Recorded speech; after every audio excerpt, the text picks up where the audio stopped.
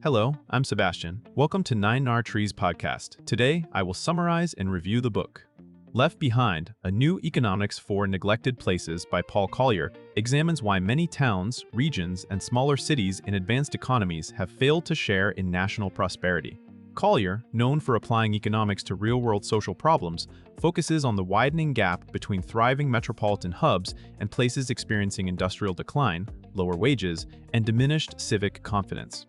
Rather than treating these outcomes as inevitable results of globalization or technology, the book argues that policy choices, institutions, and local social norms shape whether a place adapts or deteriorates. Collier blends economic reasoning with attention to culture, community, and politics, outlining how resentment and polarization can grow when opportunity concentrates in a few winning locations. The book aims to move beyond simplistic narratives that blame either markets or governments alone, proposing a practical framework for renewing left-behind places through targeted investments, stronger local institutions, and a rebalanced relationship between dynamic cities and the communities that feel excluded from progress. I will give you key takeaways from this book. Firstly, the geography of prosperity and the new divide. A central theme is that inequality is increasingly spatial, not only personal, the onion, how ascent. Collier highlights how economic activity, high-paying jobs, and skilled workers cluster in a limited number of large urban hubs, while many other places face weaker labor markets and fewer pathways to advancement. This concentration is reinforced by agglomeration effects. Firms gain from being near other firms, workers learn from dense networks, and investors favor proven ecosystems. Over time, successful cities attract more talent and capital, while struggling regions lose both, creating self-reinforcing divergence.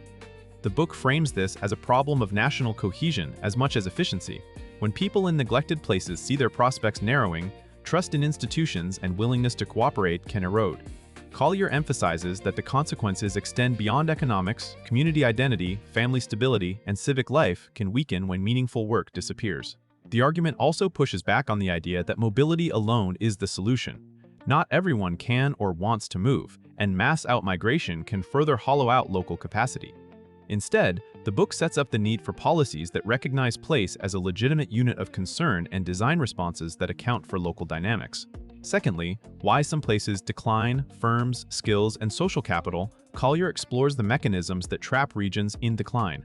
One channel is the loss of anchor employers and the ecosystems around them. When key industries shrink or relocate, supplier networks, apprenticeships, and informal knowledge flows can disappear. Another channel is human capital sorting. As opportunities dry up, younger and more educated residents often leave, reducing the local stock of skills and entrepreneurship. This can create a vicious cycle. Fewer capable workers make it harder to attract productive firms, which further limits opportunities. The book also stresses the less tangible but powerful role of social capital, including norms of trust, mutual obligation, and local leadership. Communities with strong civic institutions and cooperative relationships may adapt better, while those with fragmented networks can struggle to coordinate renewal efforts. Collier suggests that political and cultural responses to decline matter too. Narratives of blame can intensify, and resentment may become a substitute for practical problem-solving. Importantly, the analysis does not romanticize the past. It recognizes that older industrial models may not return, and that rebuilding requires creating new capabilities rather than simply subsidizing yesterday. The focus is on diagnosing why adjustment fails and what ingredients are missing when markets alone do not regenerate local prosperity. Thirdly, rebuilding opportunity. Through place-based policy, the book argues for policies that treat left-behind places as targets for renewal rather than as collateral damage of national growth. Collier discusses the logic of place-based interventions that improve the fundamentals needed for productive activity, infrastructure, connectivity, education and training systems, and the local capacity to support new firms. The goal is not to scatter investment everywhere, but to make credible commitments that reduce risk for employers and residents in selected areas with potential. A key point is that policy should focus on productivity rather than only redistribution. Direct transfers may ease hardship, but without opportunities they can fail to restore dignity and local confidence. Collier also emphasizes tailoring solutions to context because the obstacles in a former manufacturing town differ from those in a remote rural region. Effective renewal requires coordination across levels of government and partnerships with the private sector, universities, and civic groups. The book also considers incentives and accountability. Place-based programs can be captured by local elites or become symbolic spending without results, so governance design matters. Overall, this topic frames a pragmatic middle path, acknowledge that the geography of modern capitalism produces uneven outcomes, and respond with targeted, measurable investments that help places rebuild a base for sustainable employment. Fourthly, the role of the successful city and the national social contract. Collier places responsibility not only on struggling regions, but also on winning cities and national policymakers. Prosperous hubs benefit from national institutions, public infrastructure, and a stable social order, yet the gains can feel locally enclosed. The book argues that social cohesion requires a rebalanced relationship between thriving metropolitan areas and the rest of the country. This includes thinking about how tax systems, public investment, and national narratives distribute both resources and respect. Collier suggests that if prosperous regions are perceived as indifferent, political backlash can grow, undermining economic stability for everyone. At the same time, the book does not argue for punishing success or blocking urban dynamism. Instead, it advocates harnessing the strengths of successful cities to support national renewal, for example through investment strategies, institutional partnerships, and policies that ease knowledge diffusion. Another element is cultural and political recognition. People in neglected places want to be seen as contributors, not as problems to be managed. Collier links economic policy with civic values, arguing that a functioning social contract must address obligations across geography. This topic extends the book beyond technical economics into questions of legitimacy.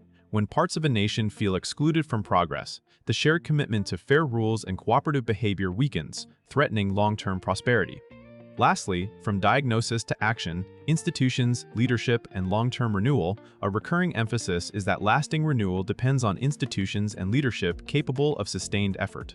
Collier argues that quick fixes often fail because they do not change the underlying capacity of a place to generate opportunity. Rebuilding requires local institutions that can coordinate employers, educators, and public services, as well as leaders who can align interests around a realistic strategy. The book highlights the importance of credible commitments over time. Residents and firms will not invest in a place if they expect policies to change with every election or if prior promises have been broken.